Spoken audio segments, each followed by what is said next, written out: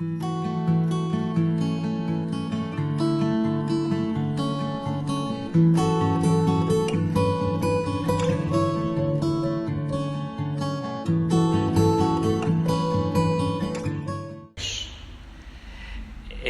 eso le partía para el pueblo de Israel, el pueblo hebreo, cuyo culto y los sacrificios eran ofrecidos a Dios, al único Dios verdadero.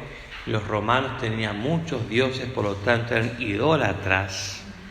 Adoraban a falsos dioses y ofrecían a estos falsos dioses sangre. Por lo tanto era un sacrilegio contra Dios y era tener una profanación y una ofensa contra el pueblo hebreo.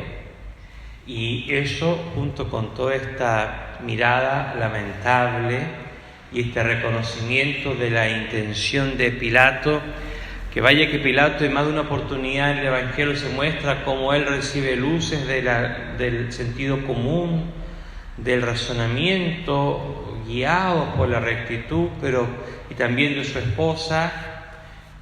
Cuentan cómo ella soñó con Jesús antes de su pasión, y sin embargo Pilato siempre terminaba cediendo a sus pasiones, a sus deseos, a sus anhelos de poder. No abrazaba la verdad, no abrazaba el bien, sino que abrazaba lo que le convenía para sus cálculos. No se humillaba, no reconocía su equivocación, sino que prefería seguir aquello que su ambición le dictara o sus temores de perder o de sentirse menoscabado o despojado de lo que él había abrazado tanto.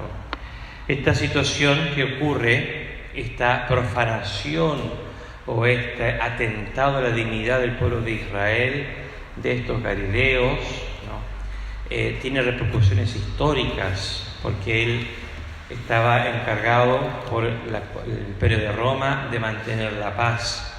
Por sus imprudencias van trayendo al final una rebelión, un espíritu de rebelión. Esta forma de actuar de él, que va sometiendo y humillando al pueblo de Israel, al final van generando lo peor de Israel. Y después hay un tremendo enfrentamiento que termina en situaciones tan lamentables como la destrucción del templo, que Jesucristo había anunciado. ¿Se acuerdan ustedes que Jesucristo había anunciado la destrucción del templo que tanto protegía los fariseos y los escribas? Ahora, esta escena con la que se inaugura el Evangelio a nosotros nos ilumina sobre la dignidad que tiene el ser humano en el plan de Dios, en la mirada de Dios, dignidad que viene porque Dios hace partícipe al ser humano de la condición de pueblo que Él le ha otorgado. Yo seré vuestro Dios y ustedes serán mi pueblo, pero que luego de Cristo esa condición de amistad de pueblo de Dios, de pueblo de Israel, de raza del Señor, pasa a una condición superior, que era de hijos de Dios.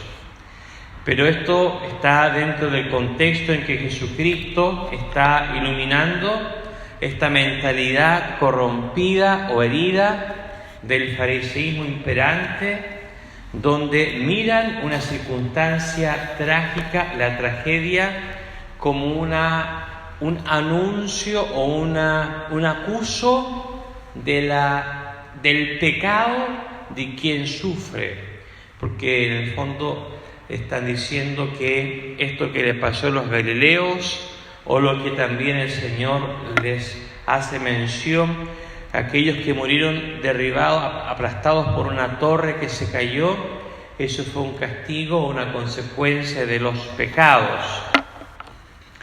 En parte, todo sufrimiento humano es consecuencia del pecado. Eso es así, porque el pecado nos despoja el pecado original nos quitó los dones preternaturales, que eran aquellos dones que Dios había regalado a la humanidad, de no enfermarse, no envejecer, no tener que enfrentarse a la laboriosidad las dificultades. Había un trato de parte de Dios paternal hacia el ser humano.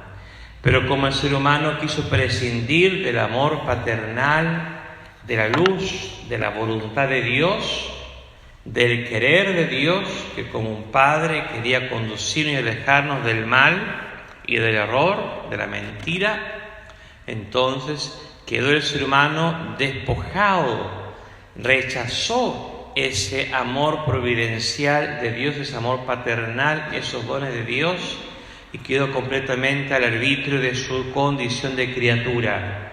Lo que ocurre con cualquier criatura: el dolor, la enfermedad, la muerte, las limitaciones.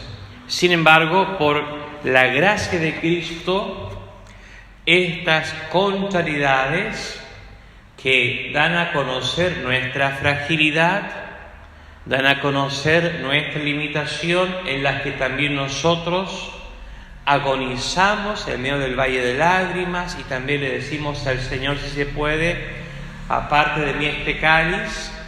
Pero si la gracia de Dios no es rechazada por nuestra voluntad, por nuestro orgullo, terminaremos diciendo como Jesús: pero que no se haga mi voluntad sino la tuya. Y esa situación difícil, esa enfermedad, esa experiencia de pobreza, esa contradicción, esa incomprensión, esa soledad, esa persecución, ese desprecio, al final nos ayuda, nos inunda del amor de Dios, nos hace partícipes del amor redentor de Cristo, colaboramos nosotros con la santificación y la salvación del mundo, y gozamos nosotros de la bondad y de la misericordia del Señor. Nos coloca, como decía Santa Faustina, al alcance del corazón de Dios, que se regocija en el pobre, en el despojado, en el perseguido, lo hace suyo, lo abraza, porque el Señor se identifica con aquel que es llevado al Calvario, porque el Señor se compadece, y es por eso que Él lleva la cruz de cada uno de nosotros, y Él vive el Calvario de cada uno de nosotros. Los amigos de Jesús conocen a Jesús o son reconocidos por Jesús en ese momento de sufrimiento, en ese momento de dolor, en ese momento de cruz. Es ahí donde se reconocen los que están viviendo las espinas y los clavos. Reconocen a aquel que por sus espinas y por sus clavos, por sus dolores, hace del dolor de cada uno un dolor santificador, redentor, un dolor que nos inunda del amor de Dios, que nos lleva a conocer el amor de Dios, dolor que nos libera de nuestros pecados, dolor que nos purifica. La primera lectura nos habla de Moisés, ¿se fijaron ustedes?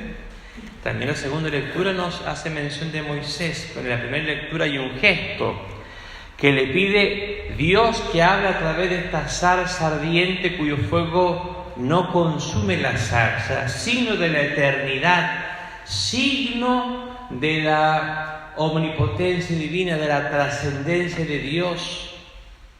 Dios que es la verdad, Dios que es la vida, Dios que es la bondad, Dios que es la belleza y la justicia, Dios que creó el tiempo, que creó el espacio, que no está limitado por el tiempo y el espacio, por lo tanto es infinito, eterno y perfecto. Esa trascendencia de Dios, ese poder de Dios, esa santidad de Dios, fuego, unción. Pues le pide a Moisés que se descalce, es decir, que aquella posible suciedad, esa tierra que lleva en sus sandalias, que expresa la vida de fragilidad, de pecado, de malicia, de cálculo, de mundanidad, no manche, no profane la santidad de este lugar, porque la tierra que pisas es tierra sagrada. En esto subyace una verdad, que cuando Dios llama a Moisés, lo llama desde el monte por su nombre, a nosotros también nos llama, lo llama a una trascendencia, lo llama a un esplendor, lo llama a una santidad, a ser testigo, partícipe, a entrar en lo santo, a entrar en lo glorioso, en el esplendor, en la eternidad de Dios. Eso es una llamada, por lo tanto, a entrar en una realidad que supera las limitaciones de este mundo temporal, que supera los cálculos, los poderes, las grandezas de este mundo, que es la gloria de Dios, que es la voluntad de Dios, que es el amor de Dios. Esa es la felicidad del ser humano. El ser humano será feliz en la medida que abraza a Dios, el amor de Dios, la voluntad de Dios, cuando el esplendor del corazón humano es el esplendor del Señor, porque no solamente está reconociendo así a un Dios omnipotente y providente, sino que está reconociendo por los méritos de Cristo en Dios a un Padre que ama. Está aceptando y abrazando la paternidad amorosa, compasiva y misericordiosa de Dios. Moisés es convocado a conocer la voluntad de Dios, el amor de Dios, se compadece del sufrimiento de su pueblo. Fíjese que entrar en la santidad de Dios revela en este diálogo que las mismas limitaciones de Moisés, las precariedades de Moisés, las fragilidades de Moisés, que el mismo dice, ¿cómo voy a hablar yo con el faraón? Le costaba mucho hablar a Moisés, tener un historial que lo hacía ser una persona no grata, desconocida para su pueblo consanguíneo Israel y no grata para el mundo de Egipto, para el reino del faraón. ¿Cómo? Es decir, esta limitación de Moisés inclusive le ayuda, porque Dios se transforma en la fuerza, Dios se transforma en la solidez, en la seguridad, en la fortaleza de Moisés. Esa limitación de Moisés contribuye para que a través de él resplandezca el poder de Dios. Por eso que Moisés no esconde su fragilidad, no esconde su limitación. Y de hecho el pueblo de Israel después ve esa fragilidad y esa limitación. Cuando el pueblo de Israel tiene dudas y se rebela, Moisés queda perplejo, queda atónito, no haya cómo reaccionar. Sin embargo, al final siempre termina Dios dando la última palabra, iluminando el pueblo y convocándolo a la conversión. La purificación es muy importante. Esa purificación es la que nos ayuda en nuestras limitaciones a no enceguecernos, porque lo que nos ocurre es que por nuestro orgullo y nuestra soberbia nos enceguecemos. Y ese estar ciego nos hace mirar más o reconocer más la fragilidad del otro, el pecado del otro, que los propios pecados. A tener una mirada de la vida, de la santidad, del pecado más subjetivo que nos favorece a nosotros que objetivo. Perdemos la percepción del pecado. No nos damos cuenta de del daño que nos hace el pecado y de lo que perdemos con el pecado, y por el contrario no reconocemos la grandeza del amor de Dios, de la gracia de Dios de vivir sumergidos en la voluntad de Dios. Y lo bueno y lo noble de esta vida deja de ser palpable por nuestros sentidos espirituales, interiores, porque dejamos de palpar nosotros con el corazón el amor del Señor. Nos preocupa menos perder el amor de Dios. Cuando uno habla del pecado, realmente se ve el pecado solamente aquello que describen aparentemente, superficialmente, los 10 mandamientos. Entonces uno dice, yo no he matado a nadie, yo no he robado, yo no le he quitado, no he codiciado los bienes ajenos. Uno tiene esa mirada superficial del pecado. Y eso porque se ha perdido esta profundidad de lo que es esencialmente el pecado. Voy a hacerle una pregunta a ustedes. De hecho, en todas las misas, inclusive de las monjitas de las misas, de las 2 primeras misas, no conozco la realidad de ustedes, pero juzgo que es muy santa. Pero les pregunto, si el esposo, la esposa, el hermano o la hermana se olvida de saludarles en la mañana, el día de su cumpleaños y de su santo, pero les saluda en la noche, se acuerda, ¿uno podría decir que cometió un pecado? Y se acordó igual en la noche. No cometió un pecado, ¿cierto? Al final saludó. Pero yo pregunto, pero hubiera sido mejor que hubiera sido en la mañana, ¿cierto? De todas maneras. Porque eso igual dolió, ¿cierto? Si en el trabajo ustedes de pronto socorren a alguien que está complicado, que quiere salir más temprano, y la ayudan con el trabajo, y se las arreglan para que esa persona pueda salir más temprano, y sale ese compañero, esa compañera de trabajo temprano, pero no da las gracias. ¿Fue un pecado grave ese? No. La rapidez, lo inminente, la urgencia, pero hubiera sido mejor que diera las gracias, ¿cierto? Se extrañan las gracias. Es que el pecado, lo que más debe dolernos a nosotros de lo que es el pecado es la falta de amor. ¿A quién merece todo el amor? Eso es lo que es el pecado. La falta de amor a quien merece todo el amor.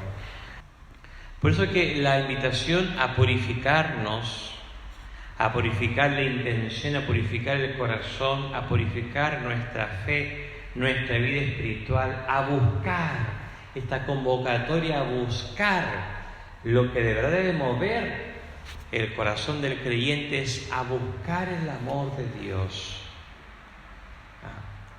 Porque puede que juzguemos a la otra persona como más pecadora y que lo que le sucede es por pecado.